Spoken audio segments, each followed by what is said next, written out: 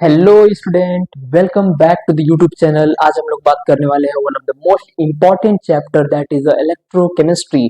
मैं आपसे बताऊं, इलेक्ट्रोकेमिस्ट्री एक ऐसा चैप्टर है जिसमें स्टूडेंट 20 से 25 मार्क्स स्कोर कर सकता है, पक्का स्कोर कर सकता है, बट सही अप्रोच होनी चाहिए। आज इस इलेक्ट्रोकेमिस्ट्री के वन शॉट में हम इस इलेक्ट्रोकेमिस्ट्री के इम्पोर्टेंट फार्मूला, इम्पोर्टेंट कंसेप्ट और इम्पोर्टेंट ट्रिक्स देखने वाले हैं, जिससे न्यूमेरिकल चुटकी में हो जाएंगे इस पूरे कंसेप्ट के साथ। तो बने रहिएगा इस वीडियो में, और लास्ट में मैं आपको इस वीडियो के लास्ट में मैं 5 मिनट में एग्जाम ओरिएंटेड एक समरी बना के दूंगा, जिससे 5 मिनट्स में आप इलेक्ट्रोकेमिस्ट्री को रिवाइज कर सकते हैं। तो स्टार्ट करते हैं एक एक चीज। पहले बात करते हैं इलेक्ट्रोकेमिस्ट्री के बारे में कि इलेक्ट्रोकेमिस्ट्री है क्या। मैं आपसे बताऊं, इलेक्ट्रोकेमिस्ट्री का मतलब जिसमें केमिकल्स एनर्जी इलेक्ट्रिकल एनर्जी को कन्वर्ट किया जा सकता है, that is called the electrochemistry. जिसमें पहला है इलेक्ट्रिकल एनर्जी को केमिकल एनर्जी में कन्वर्ट किया गया, दैट इज इलेक्ट्रोकेमिस्ट्री। ये प्रोसेस, ये रिएक्शन होता है नॉन स्पॉन्टेनियस, जिसमें गिब्स की बात करें अगर डेल्टा जी की, तो ग्रेटर देन 0 होता है। दूसरी बात मैं अगर करूं, वही केमिकल एनर्जी को इलेक्ट्रिकल में कन्वर्ट करने की बात अगर मैं करूं, तो ये एक स्पॉन्टेनियस प्रोसेस होता है, क्योंकि एनर्जी दी जा रही है, तो इस वजह से इसका डेल्टा जी लेस देन 0 होता है। बात करें इलेक्ट्रोलिटिक कंडक्टेंस की, अगर बात करें इलेक्ट्रोलिटिक कंडक्टेंस की, तो देखिए जो इलेक्ट्रोलिटिक कंडक्टेंस है, रेजिस्टेंस में सबसे पहला पढ़ते हैं हम रेजिस्टेंस, जो आर को रिप्रेजेंट करते हैं। और ये होता क्या है, इलेक्ट्रोलिटिक सोल्यूशन में करंट के फ्लो को अपोज करने का काम करता है, दैट इज कॉल्ड रेजिस्टेंस। और formula V is equal to I R, Ohm's law के अकॉर्डिंग, और R is equal to V upon I, ये होता है रेजिस्टेंस। सबसे इंपॉर्टेंट क्या है इस इलेक्ट्रोकेमिस्ट्री में, वो है यूनिट। तो यूनिट होती है रेजिस्टेंस की, दैट इज ओम। दूसरी इलेक्ट्रोलिटिक कंडक्टेंस है हमारे पास, दैट इज कंडक्टेंस, जो रिप्रेजेंट करते हैं जी से। और जी का मतलब इलेक्ट्रोलिटिक कंडक्टेंस के सॉल्यूशंस के अंदर किसी करंट के फ्लो को सपोर्ट करता है, वो उसे कहते हैं कंडक्टेंस। और ये इनवर्सली प्रोपोर्शनल ऑफ रेजिस्टेंस होता है, जिससे मैं बोलता हूँ G is equal to 1 upon R. फिर से इंपॉर्टेंट पार्ट क्या है इसकी, यूनिट। यूनिट क्या है, ओम इनवर्स, साइमन या महो। अगली बारी है हमारी स्पेसिफिक रेजिस्टेंस, और इसी को हम कहते हैं रेजिस्टिविटी की, जिसको रिप्रेजेंट करते हैं रो से। और यहां से सवाल आना पक्का है। ये है क्या, एक्चुअली दो इलेक्ट्रोड के बीच का लेंथ और उसका सेपरेशन, और इनकी क्रॉस सेक्शनल एरिया ए। तो R is directly proportional A, inversely proportional 1 upon A. तो R is inversely proportional L upon A, जो ये कांस्टेंट प्रोपोर्शनैलिटी हटा, वहां की जगह पे हमने लाया रो, और ये हुआ R is equal to rho L upon A. और यहाँ पे अगर मैं बात करूं रेजिस्टिविटी का फॉर्मूला क्या होता है, तो R rho is equal to R A upon A. फिर से इंपॉर्टेंट है, सॉरी, यहाँ पे एल होंगे rho R A upon L, rho is equal to R A upon L. Unit याद रखिएगा, यूनिट क्या है, ओम सेंटीमीटर या ओम मीटर। बहुत इंपॉर्टेंट है इलेक्ट्रोकेमिस्ट्री की यूनिट। दूसरी है हमारे पास स्पेसिफिक कंडक्टेंस, इसी को हम कहते हैं कंडक्टिविटी, रिप्रेजेंट करते हैं के से, और ये कप्पा भी कहा जाता है। क्या होता है ये, तो रेजिस्टिविटी का इनवर्स, इनवर्स के is equal to 1 upon rho. फिर से इंपॉर्टेंट पार्ट क्या है इसकी, यूनिट। तो यूनिट क्या है, ohm minus 1, centimetre minus 1, siemens centimetre minus 1, या महो सेंटीमीटर माइनस 1, या ohm, ohm inverse, metre inverse, या साइमन मीटर इनवर्स, या महो मीटर इनवर्स। ये इसकी यूनिट है, इंपॉर्टेंट है, यूनिट आपको याद रखनी है। अगली है हमारे पास, दैट इज मोलर कंडक्टिविटी। एक इलेक्ट्रोलिटिक सॉल्यूशन में एक मोल आयंस कितना प्रोड्यूस कर सकता है, that is called the molar conductivity. Lambda M is equal to K into 1000 upon M. M क्या है, molarity of the solution.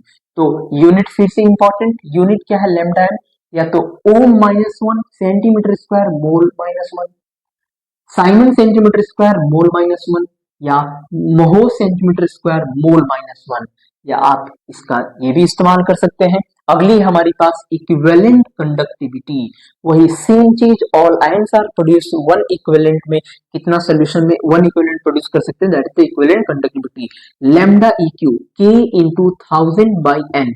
N is the normality, बस सेम यूनिट है, बस मोल की जगह लगा देंगे इक्विवेलेंट माइनस वन इनवर्स। अगला है, ये भी इंपॉर्टेंट है नीट और सीवीटी के पॉइंट ऑफ व्यू से, कि अगर मोलर कंडक्टिविटी और इक्विवेलेंट कंडक्टिविटी सेम सॉल्यूशन के लिए अगर पूछा जाए तो lambda N is equal to lambda E Q into V F. V F क्या है? Valency factor. अगली है हमारे पास factor affecting of electrolytic conductance. सबसे पहला है इंटर आयनिक अट्रैक्शन।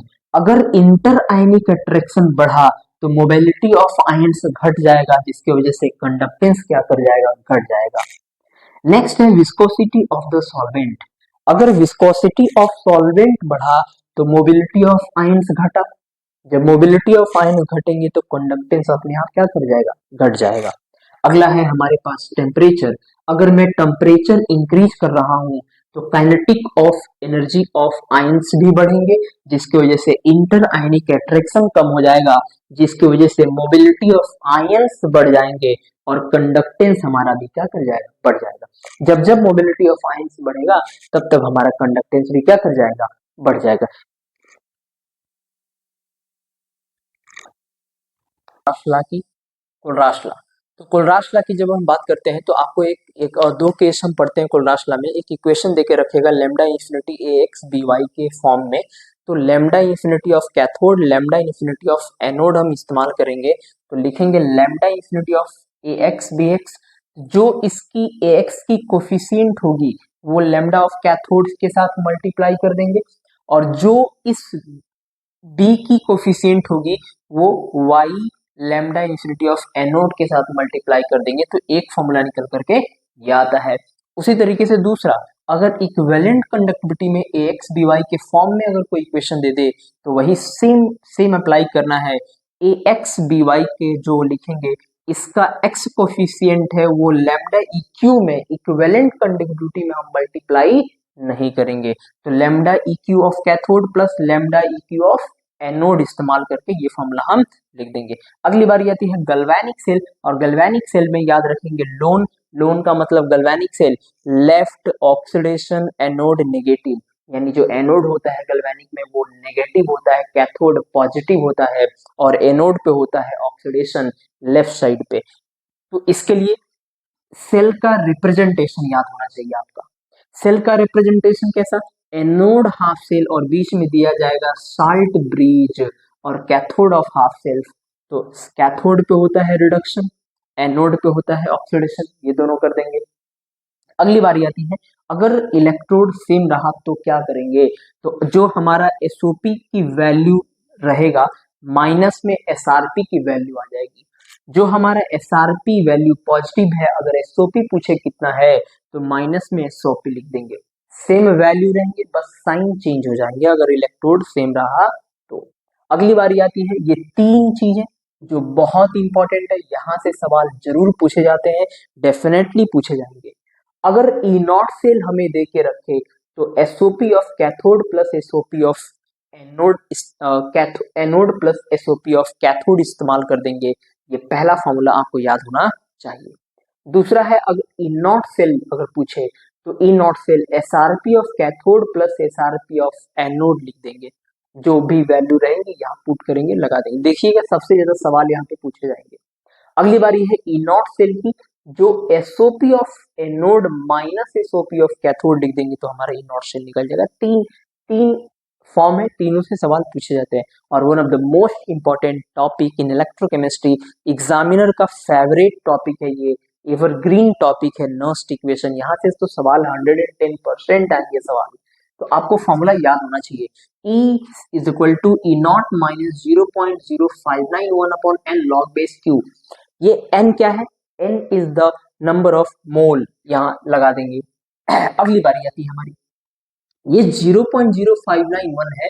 न्यूमेरिकल जब हम करेंगे तो इस 0.0591 की जगह आप 0.6 भी इस्तेमाल कर सकते हैं, सवाल गलत नहीं होंगे।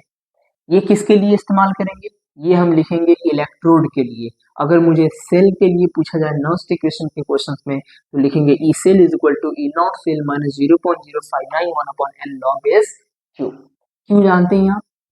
अगली बारी है, ई नॉट सेल कैसे निकालेंगे? SRP of cathode minus SRP of anode से। जो ये Q है ये रिएक्शन क्यूसेंट है, जो लिखेंगे कैसे, प्रोडक्ट का कोफिशिएंट पावर में अपॉन रिएक्टेंट का कोफिशिएंट पावर में मल्टीप्लाई कर देंगे तो Q निकल जाएगा। अगली बारी है work done in the galvanic cell, ये भी इंपॉर्टेंट है। तो work done cell is equal to NFE cell इस्तेमाल कर देंगे, ये फॉर्मूला होता है work done in the galvanic cell. अगली बारी है रिलेशन, अगर पूछा जाए डेल्टा जी और ई सेल के बीच क्या रिलेशन है, तो delta G is equal to minus में NFE सेल होता है, और इसी को अगर स्टैंडर्ड कंडीशन पे पूछा जाए तो delta G naught minus NFE naught cell इस्तेमाल कर देंगे। इस तरीके से हम ये फॉर्मूला लिख देते हैं। फर्स्ट लॉ की फ्राडे फर्स्ट लॉ क्या कहता है, the mass of substance is deposited और liberated at an electrode is directly proportional to the charge pass through the electrolyte. जितना the mass of substance deposited liberated at electrode, जितना electrode पे जो substance deposited होंगे उनके मास directly proportional होंगे उस charge पे जो इलेक्ट्रोलाइट के सॉल्यूशन में पाए जा रहे हैं।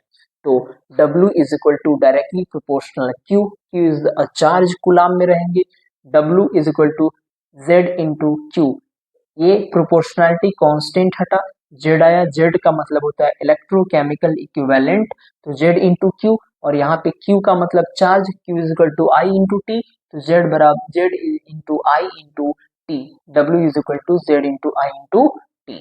देन आगे चल के बात करेंगे कि Z is equal to E upon 96500, equivalent substance है, 1 कूलम चार्ज अगर ये फ्लो कर रहा है तो 96500 का मतलब फराडे, तो E अपॉन F।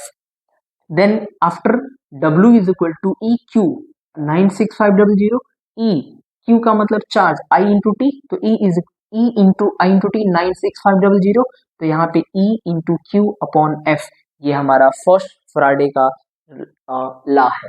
दूसरी बारी है हमारी फराडे सेकेंड लॉ की, कहता क्या है, when the same charge is passed through the different electrolytic solution, same charge pass कराया जाएगा, अलग इलेक्ट्रोलिटिक सॉल्यूशन होंगे और connected in the series, then the mass of the substance deposited और liberated are in the ratio of their respective equivalent weight, उनके equivalent weight के रेशियो के बराबर वहां पे डिपोजिटेड या लिबरेटेड किए जाएंगे।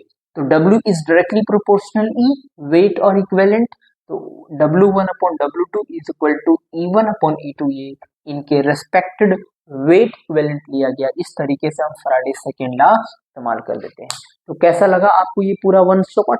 अगर अच्छा लगा हो तो कमेंट में मास्टर ऑफ इलेक्ट्रो केमिस्ट्री लिख के जरूर लिखें, और नेक्स्ट वीडियो हम इसी इलेक्ट्रोकेमिस्ट्री के PYQ और इम्पॉर्टेंट क्वेश्चंस जो बोर्ड में आने की जिसके बहुत 110% चांसेस है वो कवर करने वाले हैं। तो बने रहिएगा इस हमारे चैनल को सब्सक्राइब करिए, लाइक करिए, शेयर करिए और अपने दोस्तों में शेयर करना ना भूलें।